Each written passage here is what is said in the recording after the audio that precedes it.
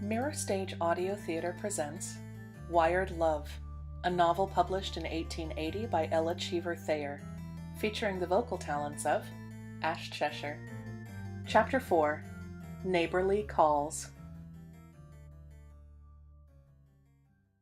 In the opinion of Miss Betsy Kling, a lone young woman who possessed 3 large trunks, a more than average share of good looks, and who went out and came in at irregular and unheard of hours, was a person to be looked after and inquired about. Accordingly, while Miss Archer was making the acquaintance of Natty, and of the invisible sea, Miss Kling descended upon Mrs. Simonson, with the object of dragging from that lady all possible information she might be possessed of regarding her latest lodger. As a result, Miss Kling learned that Miss Archer was studying to become an opera singer, that she occasionally now sang at concerts, meeting with encouraging success, and further that she possessed the best of references. But Miss Kling gave a sniffle of distrust. "Public characters are not to be trusted. Do you remember?" she asked solemnly. "Do you remember the young man you once had here, who ran away with your teaspoons and your toothbrush?" Ah, yes, Mrs. Simonson remembered him perfectly. Was she likely to forget him? But he, Mrs. Simonson respectfully submitted, was not a singer, but a commercial traveler. Miss Kling shook her head. "That experience should be a warning. You cannot deny that no young woman of a modest and retiring disposition would seek to place herself in a public position. Can you imagine me upon the stage?" concluded Miss Kling with great dignity.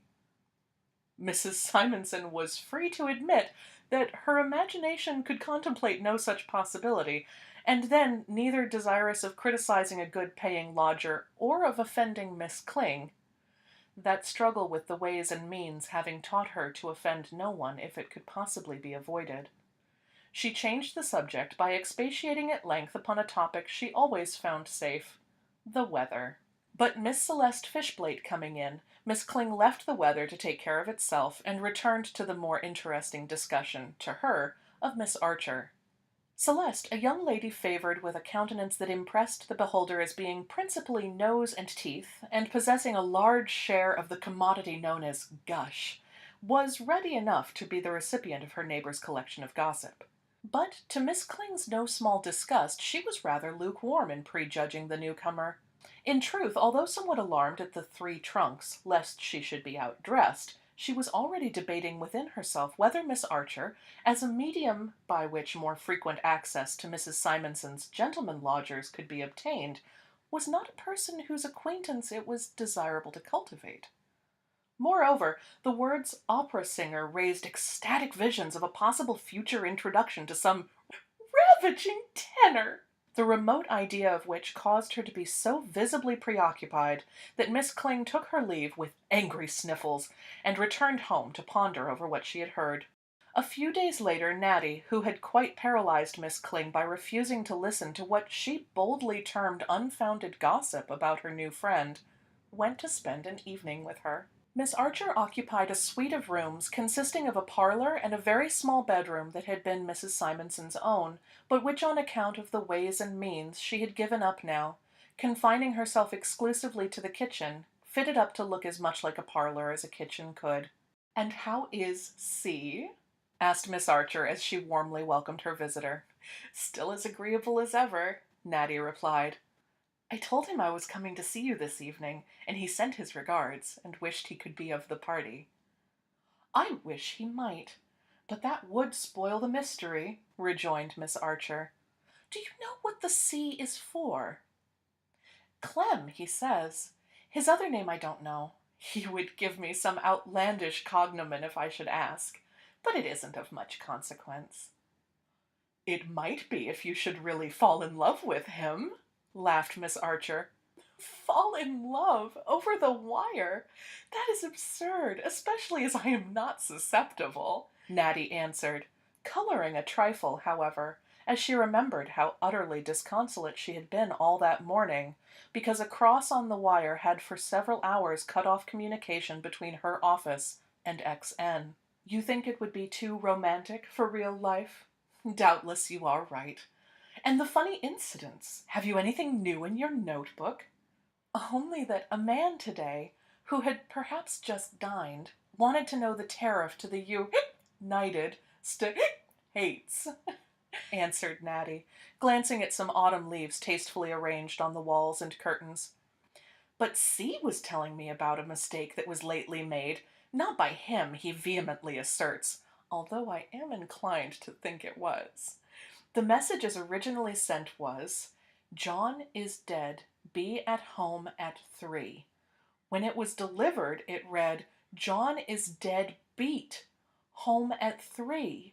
How is that possible? Asked Miss Archer, laughing. Well, I suppose the sending operator did not leave space enough between the words be and at. We leave a small space between letters and a longer one between words, explained Natty. The operator who received it must have been rather stupid not to have seen the mistake, Miss Archer said. I have too good an opinion of your C to believe it was he. But every profession has its comic sides as well as its tricks, I suppose. Mine, I am sure, does. But I am learning something every day, and I am determined, she said energetically, to fight my way up. Stirred by Miss Archer's earnestness, there came to Natty an uneasy consciousness that she herself was making no progress toward her only dreamed-of ambition, and a shade crossed her face. But without observing it, Miss Archer continued, I always had a passion for the lyric stage, and now there is nothing to prevent— Did a slight shadow here darken also her sunny eyes, gone again instantly? I shall make music my life's aim. Fortunately, I have money of my own to enable me to study, and— Miss Archer's speech was here interrupted in a somewhat startling manner by the door suddenly flying open, banging against the piano with a prodigious crash, and disclosing Quimby, red and abashed outside.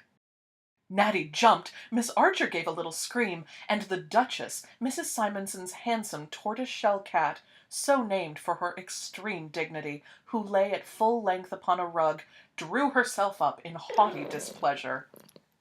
I beg pardon, I am sure, stammered the more agitated intruder. Really, I am so ashamed I can hardly speak. It was unfortunate enough to stumble. I'm used to it, you know, and I give you my word of honor, I never saw such an extremely lively door. It is of no consequence, Miss Archer assured him.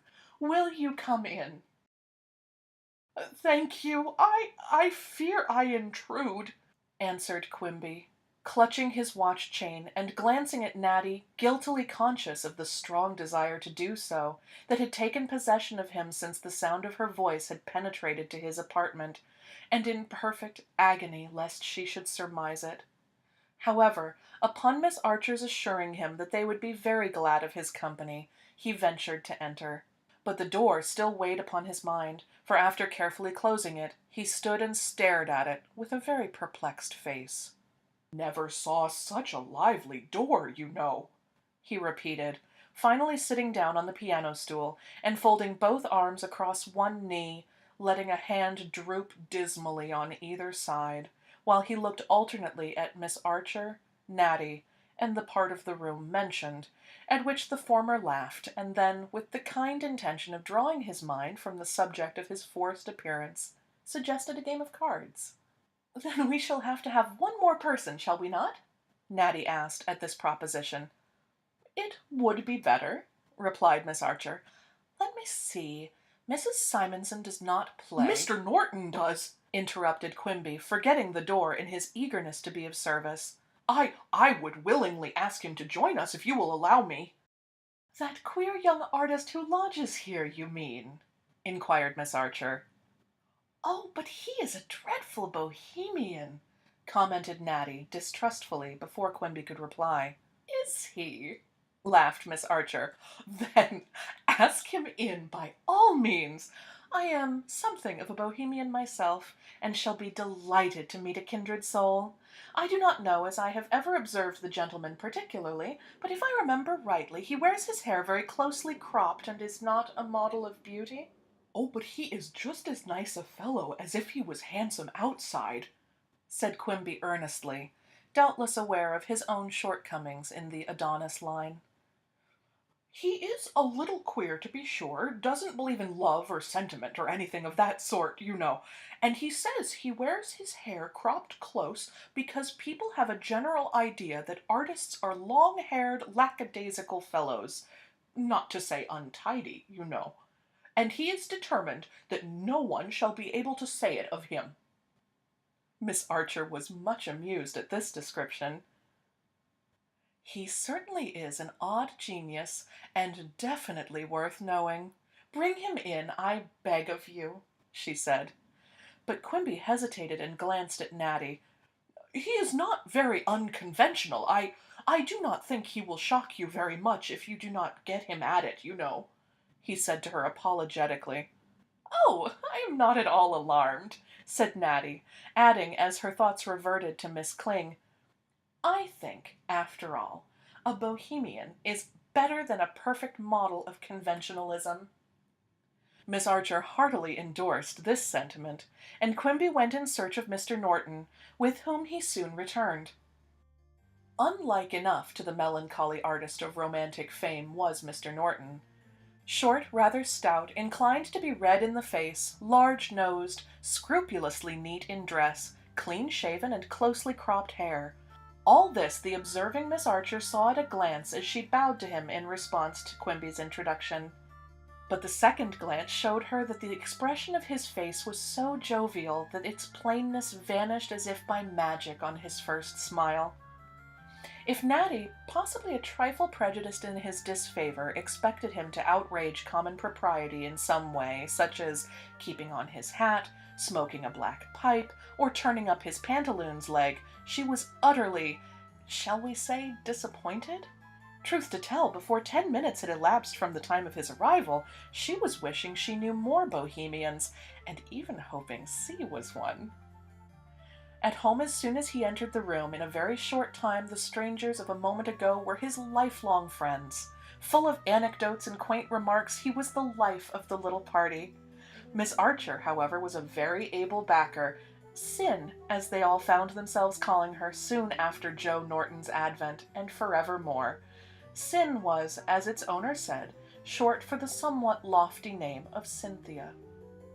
Doubtless the fact of these two, who were partners, beating nearly every game they played, was not without its effect in promoting their most genial feelings. A result brought about not so much by their skill as by Quimby's perpetually forgetting what was trumps, confounding the right and left bowers, and disregarding the power of the joker. And in truth, Quimby's mind was more on his partner than on the game, and he was becoming more and more awake to the fact that his heart was fast filling with admiration and adoration, of which she was the object, and inevitably must soon overflow. For Natty was really looking her very best this evening. It was excitement and animation that her face depended upon for its beauty. Miss Archer's companionship, too, was doing much towards promoting the cheerfulness that brought so clear a light to her eyes, the light that was now dazzling Quimby.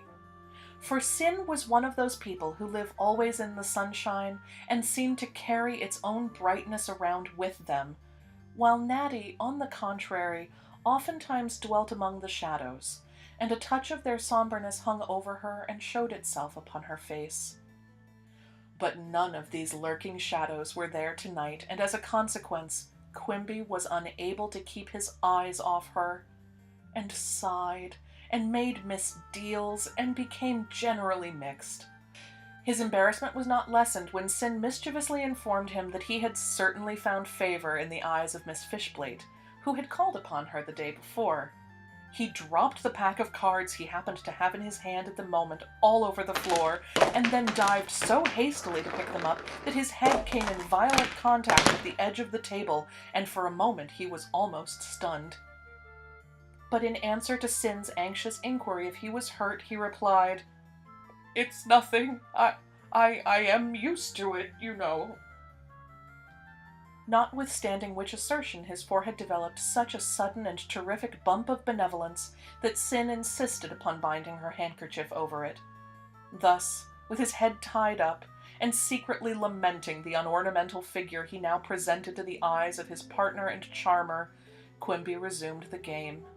But what with this cause of uneasiness and a latent fear that Sin's jesting remark about Celeste might be true, a fear he had privately been conscious of previously, although the least conceited of mortals, Quimby played so badly, and indeed would undoubtedly have answered checkers had he been asked suddenly what game he was playing, on account of his meditations on a checkered existence, that the cards were soon abandoned, and Sin delighted them with several songs and a recitation of Lady Clara Vere de Vere.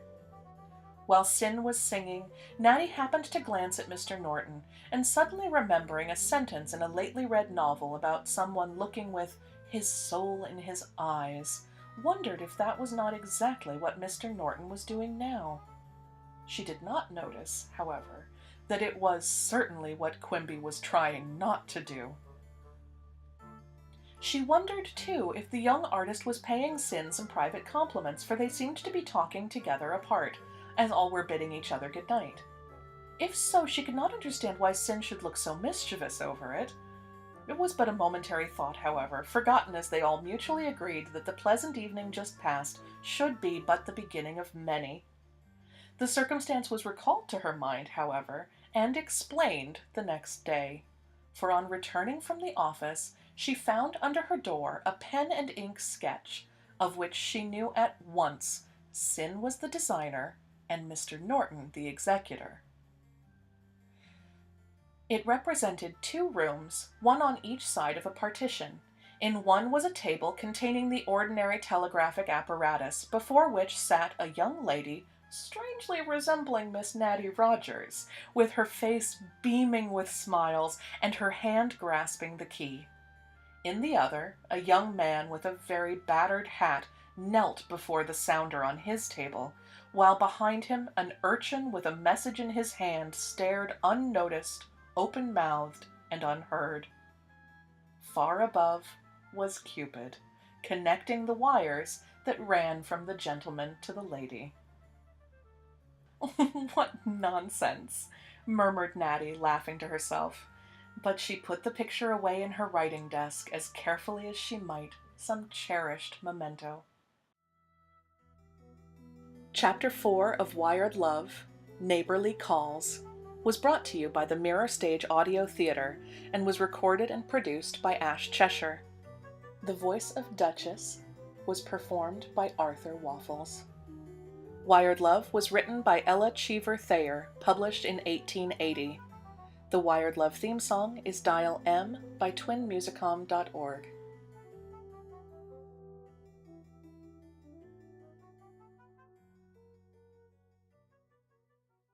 The that's terrible. To the United States, answered Nat. What am I doing?